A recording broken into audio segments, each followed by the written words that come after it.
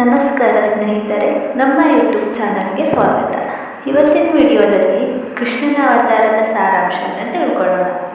ಭೂಮಿಲಿ ಅಧರ್ಮ, ಅನ್ಯಾಯ ಮತ್ತು ದುಷ್ಟರ ಅಟ್ಟಹಾಸ ದಿನದಿಂದ ದಿನಕ್ಕೆ ಹೆಚ್ಚಾಗ್ತಾ ಇತ್ತು. ಇದರಿಂದ ಭೂದೇವಿಗೆ ತುಂಬ ದುಃಖ ಆಗುತ್ತೆ. ಅವಳು ಎಲ್ಲ ದೇವತೆಗಳ ಜೊತೆ ಶ್ರೀ ಮಹಾವಿಷ್ಣು ಹತ್ರ ಹೋಗಿ ಬೇಡ್ಕೊಳ್ತಾಳೆ. ಮಹಾವಿಷ್ಣು ಹೇಳ್ತಾನೆ, ನಾನು ಶ್ರೀಕೃಷ್ಣನ ರೂಪದಲ್ಲಿ ಭೂಮಿಗೆ ಬಂದು ಅಧರ್ಮನ ಮಟ್ಟ ಹಾಕಿ ಧರ್ಮವನ್ನು ಸ್ಥಾಪಿಸ್ತೀನಿ ಅಂತ. ಆಗ ಕಂಸ ಮಥುರೆಯನ್ನು ಆಳ್ತಾ ಇರ್ತಾನೆ. ದೇವಕಿ ಮತ್ತು ವಸುದೇವರ ವಿವಾಹದ ಸಮಯದಲ್ಲಿ ರಥದಲ್ಲಿ ಹೋಗಬೇಕಾದ್ರೆ ಒಂದು ಆಕಾಶವಾಣಿ ಕೇಳಿಸುತ್ತೆ.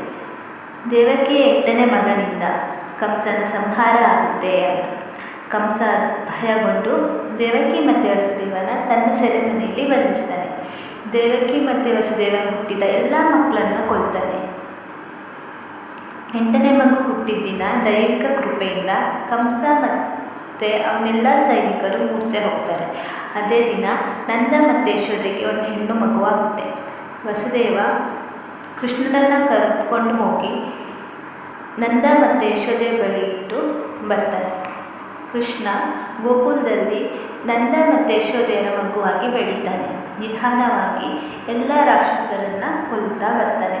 ಇದ್ರ ಸಂದೇಶ ಏನಂದರೆ, ಅಧರ್ಮ ಹೆಚ್ಚಾದಾಗ ದೇವರು ಯಾವುದೇ ರೂಪದಲ್ಲಿ ಬಂದು ಸತ್ಯ ಮತ್ತು ಅನ್ಯಾಯವನ್ನು